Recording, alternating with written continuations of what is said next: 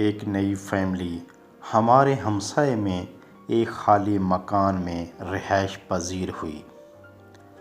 کچھ دن تو خیر خیریت سے گزرے، پھر آہستہ آہستہ ان کے گھر سے آوازیں آنا شروع ہوئیں۔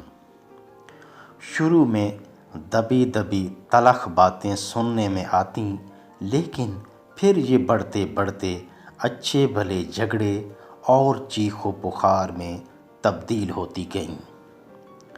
لڑائی جھگڑا اب ان کا روز کا معمول بن چکا تھا۔ وہ ایک چھوٹی سی فیملی تھی، لیکن جوں ہی مرد یعنی گھر کا سربراہ گھر میں قدم رکھتا تو جھگڑا شروع ہو جاتا۔ بظاہر بڑی سلجھی ہوئی فیملی معلوم ہوتی تھی، کبھی محلے میں کسی کے ساتھ ان کی تو تکار نہیں ہوئی تھی۔ ہمسایوں کے ساتھ ان کے تعلقات اچھے تھے، لیکن ان کے گھر کے معاملات میں بڑی خرابی تھی۔ اندرونی تعلقات انتہائی کشیدہ اور الجھے ہوئے تھے۔ کوئی دن سکون کا نہ گزرتا، ہر روز کوئی نہ کوئی مسئلہ زیر بحث رہتا۔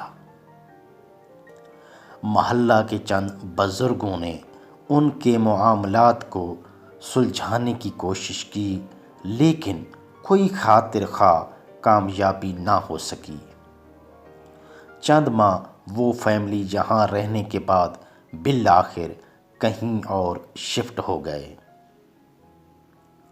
اب بھی کبھی کبھار ان کی یاد آتی ہے تو ایک جھرجھری سی آ جاتی ہے اور سوچنے لگتا ہوں کہ بھلا یہ بھی کوئی زندگی ہوئی۔ جس گھر میں امن نہیں، سکون نہیں، اطمینان نہیں، محبت اور رواداری نہیں، بھلا وہ گھر بھی گھر کہلانے کے لائق ہے؟ گھر تو ایک جنت کا ٹکڑا ہوتا ہے۔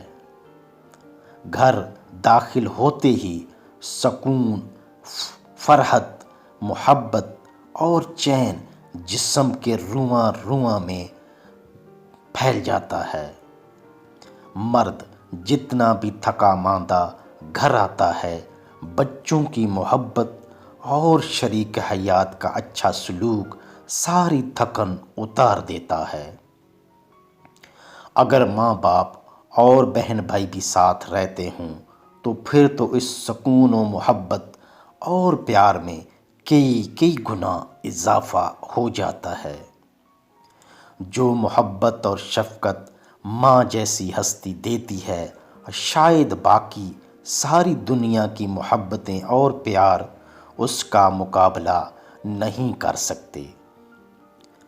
گھر کے تمام مکینوں میں باہمی محبت، پیار اور شفقت صحیح معنوں میں ایک گھر کو جنت نظیر بنا دیتا ہے۔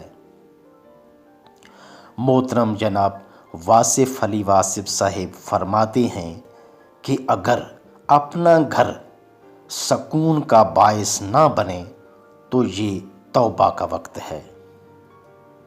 ظاہر ہے ایک انسان کے لیے اس سے بڑی اور سزا کیا ہو سکتی ہے کہ وہ اپنے ہی گھر میں بے چینی، بے سکونی اور ظلم و ستم کا شکار ہو۔ اپنے تو محبت، شفقت اور دعائیں دینے والے ہوتے ہیں۔ جو انسان اپنے اہل و عیال کے لیے باعث عافیت نہیں تو اس جیسا بد نصیب کوئی نہیں، اور یہ دنیا بلکہ اس کا اپنا گھر اس کے لیے جہنم قدہ بن جاتا ہے۔